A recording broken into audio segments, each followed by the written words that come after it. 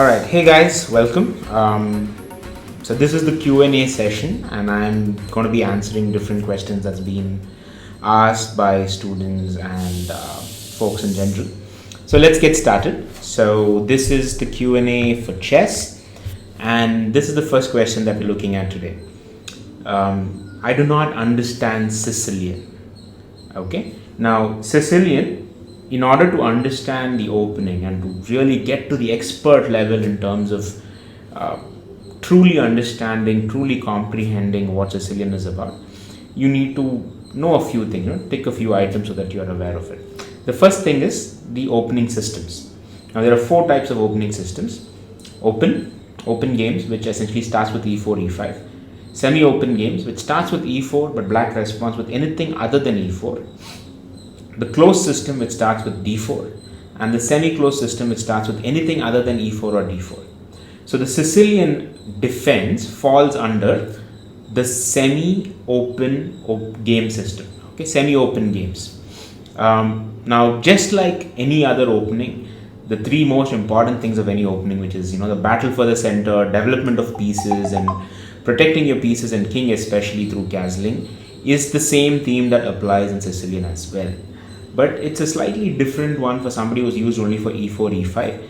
And for that, we have to understand the logic of the moves. So if you want to do that, what you need to be doing is go to Lichess, create an account if you haven't, go to Tools and click on Opening Explorer. And when you click on Opening Explorer, you will end up coming to this particular page. And if you see here, you can look at the first set of moves. So Sicilian is e4 for white, but it's a semi-open system, which means black doesn't play e5 but anything other than e5, and here it plays c5. And right away, if you look at this, like Stockfish and Lichess basically immediately tells you what kind of opening defense it is, which is a Sicilian defense. So why does black play c5? It doesn't want to play e5, but at the same time it wants to control the center square, considering white has already controlled this. So it's a battle for the center. The second step is development of pieces. Now, just like white develops the piece, black also wants to develop its knight. But the problem with this particular move, knight f6 right away, is for the white pawn to be pushed and harass the knight to move away immediately. You don't want that. And in order to do that, you prophylactically think and say, I want to move d6 so that you can prevent the e5 move from white. That's the reason why you played d6 in Sicilian.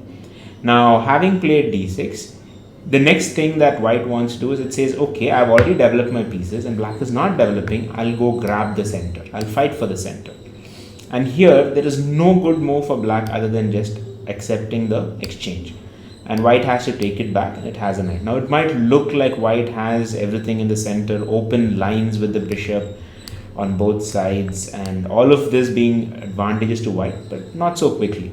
Because right after this, black begins with knight f6, attacking this pawn, forcing white to defend with knight c3. And now, black has a couple of options. There are different ways in which it can play. One, which is very famous, as you can see in this particular thing, a6 is the most famous, which is called the Najdorf variation. One of the reasons for that is to prevent both the bishop and the knight to ever come to b5 and create all kinds of threats. So this is a prophylactic move on the part of black, even though it might look like it's only moving bishops all over the place, pawns all over the place. It starts off with this, preventing any kind of aggression from white. The other option for black is to play knight c6, which is this one, and this is called the classical variation. Okay, the first one is the Najdorf variation, this is the classical variation. And after this, the next step, the other variation is to play g6, which is called the dragon variation. Okay, now each one of them has a reason behind why you do that. As I said, a6 is a prophylactic move. You are essentially delaying the development of the pieces, but you're preventing any kind of counterplay and aggression from white. That's the reason for a6. And as you can see, it's the most popular, 83,000 games which have been played with a6. The next one is knight c6, which goes for a straightaway development of pieces, not much delay, but it kind of works. The problem with classical and Najdorf is the king side bishop takes a lot of time to develop. which is something that is solved using dragon, where you actually move this one, thereby bringing the kingside development also to a immediate momentum. Okay, so that is the logic behind Sicilian in general. So every opening has a logical extension from the initial moves. So if you really want to learn an opening, I would suggest that first get the framework, understand the opening system framework which we use in Zugzwang, and specifically understand where does it fit in, which in this case is a semi-open defense, and then understand how does each one of them work out, the three most important thing in any opening, which is battle for the center, development of pieces, and protection of the king.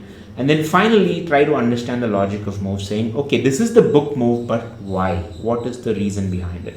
If you can get all of this correct, then I think you've got a very good understanding of how Sicilian works, and any opening for that matter. I hope that was helpful.